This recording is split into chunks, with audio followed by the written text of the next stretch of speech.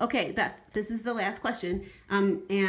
The question is, now that you've done this activity, are there any skills that you learned how to do that you can think of other ways that those skills might be used in the world or used in other kinds of writing or even used by other people, like ways they could be used? What do you think about that?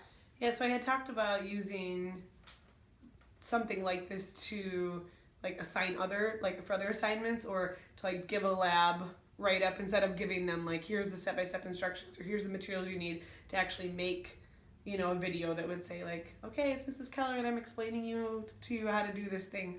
But then even like, what does it look like for a student to do that back, instead of writing out this whole lab write-up, this traditional, we've focused a lot in our department on like, kids need to write this lab write-up in this way, when really like, I just want to know that they like did the thing and they tried some stuff and then they know more about these science concepts in the end. Like, I don't care if they've written like this perfect paragraph about it. So what does it look like for them to then take pictures of themselves doing, all the steps, and then put it all together somehow, or talk over, and make their own like flipped video where they have these pictures in a PowerPoint and they're talking about, we did this first and then this didn't work and then that was, and then we learned this thing, and making those. So I mean, that would be kind of cool. Which actually might even be a better way than writing a paragraph, because that's one of the things we talked about. I was actually talking about with a student in the class that I teach, is this issue of the way that when we do paragraph-based writing, it sort of has an affordance. It forces us to do certain things. And one of the things it does is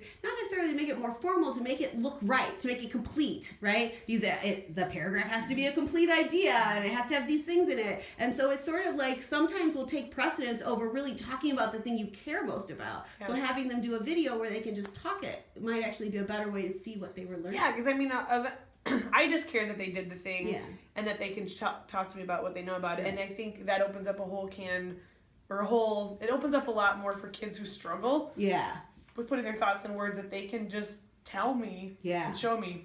Yeah. It'd be much more engaging. Yeah, that's cool. Yeah.